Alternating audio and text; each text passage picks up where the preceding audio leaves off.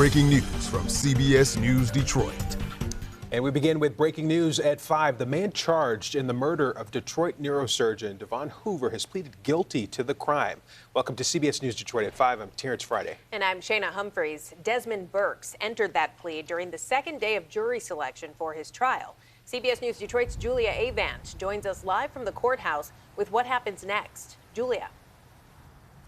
Yeah, Shayna, this decision caught Burks' attorney by surprise. He agreed to a reduced guilty plea deal where the attorney told me he could face up to 40 years in prison with a chance of probation. Now, like I said, his attorney says they were preparing for trial, but he didn't only plead guilty in this case, he also pled guilty to manslaughter that he committed a year after killing this surgeon. I did ask the attorney how she felt if she wanted to see this trial go to trial. Would you have liked to seen it gone to trial?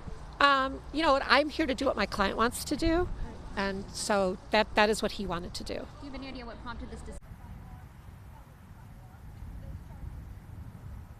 Now, it's unclear how the victim's family is feeling because they were not there in person, but the attorney says with this case not going to trial, it will prevent them from hearing any additional details that would have come out. In Detroit, I'm Julia Avant, CBS News, Detroit. Okay, thank you, Julia.